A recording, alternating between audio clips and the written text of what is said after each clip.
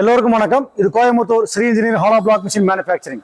நீங்கள் பார்க்க போகிறது ஃப்ளையாஸ் பிரிக் மேக் மிஷின். அதாவது எப்படின்னா, எங்கள் ஃபேக்ட்ரியில் hollow block machine, paver block machine, interlock machine, fly ash machine நிறைய ரகம் பண்ணுறோம்.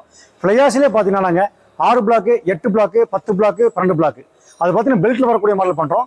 இது பார்த்தீங்கன்னா ஸ்டேக்கர் மாடல். எப்படின்னா, பலகையில் வரக்கூடியது, அடித்து கல் பலகையில் வந்துட்டே இருக்கும், ஆட்டோமேட்டிக்காக ஸ்டேக்கர் எடுத்து கீழே வச்சுட்டே இருக்கும். அந்த மாடல். இந்த மிஷினை பற்றி கொஞ்சம் டீட்டெயில் பார்க்கலாம் வாங்க. இப்போ இந்த மிஷினுடைய அக்சசரிஸ் எல்லாமே டிஸ்மேல் பண்ணியிருக்கிறேன். எப்படின்னா, இதில் நிறைய ஐட்டங்கள் இருக்குது. இந்த ஸ்டேக்கர் மட்டும் இல்லாமல் இதோடைய pan mixer, conveyor, pallet trolley, hydraulic trolley, நிறைய விஷயங்கள் இருக்குது. இதெல்லாம் டிஸ்மேல் பண்ணியிருக்கிறேன். இது எல்லாமே இப்போ அசம்பிள் பண்ணிட்டு இருக்கிறாங்க. எல்லா ஒர்க்கும் முடிஞ்சது, பெயிண்டிங் எல்லாம் முடிச்சுட்டாங்க. டச்சப் ஒர்க் மட்டும் பாக்கி, பேக்கிங் பாக்கி, ஃபிட்டிங் பாக்கி, இதெல்லாம் பாக்கி இருக்குது. எல்லாம் டிஸ்மேல் பண்ணிக்கிறாங்க. இப்போ எல்லாம் பார்த்தீங்கன்னா எல்லாம் கழட்டி வச்சிருக்கேன், எதுவும் மாட்டல. இது சைடு போய் மாட்டுற மாதிரி ஐடியா. ஏன்னா ரொம்ப லென்த்தாக இருக்கும் மிஷின். பார்த்தீங்கன்னா மாட்டும் போது ரொம்ப நீளம் அதிகமாக இருக்கும். அதனால எல்லாமே கழட்டி வச்சிருக்கேன். இதுதான் வந்து ஸ்டேக்கர்.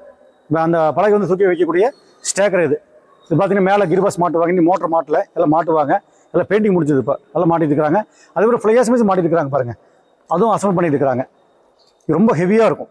பின்னாடி வந்து பார்த்தீங்கன்னா இந்த ஃபீடர் போட்டு வரயும் சரி, மேலே இந்த ஹாப்பரும் சரி, எல்லாமே கொஞ்சம் பெருசாக போட்டிருப்போம். இந்த 12 பிளாக்குக்கு ரொம்ப பெருசாக போட்டிருப்போம். இது வந்து பேலட் பாக்ஸ்.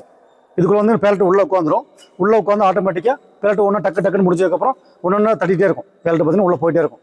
அதுக்கு இன்னொரு கான்செப்ட் போட்டிருக்கோம்.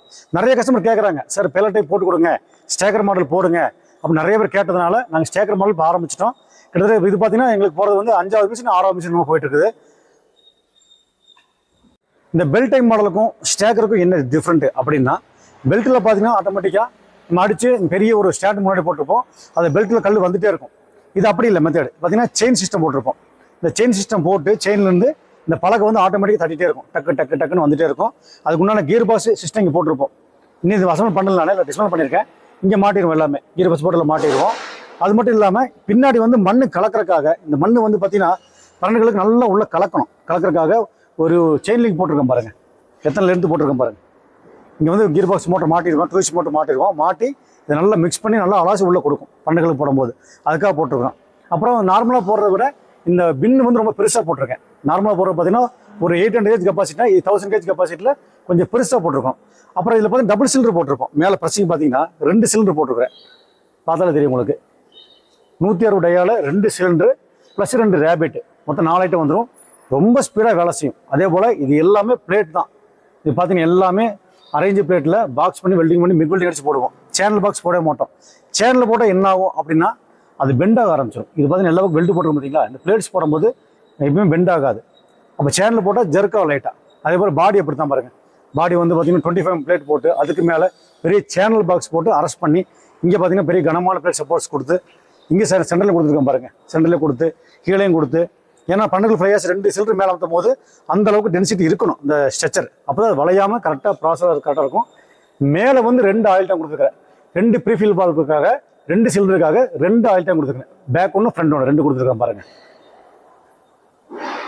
இது பார்த்தீங்கன்னா பவர் பேக் எல்லாம் பேக்கிங் பண்ணி வச்சிருக்கோம் நாங்கள். இது பார்த்தீங்கன்னா 20 HP மோட்டர் பவர் வரும். எல்லாம் பேக்கிங் ஓரமாக வச்சுட்டோம். இது அக்சசரிஸ் எல்லாமே டிஸ்பிளே பண்ணி பாருங்க. எல்லாமே கழட்டி வச்சிருக்கேன். எல்லாமே அக்சசரி கீழே கழட்டி வச்சிருக்கோம்.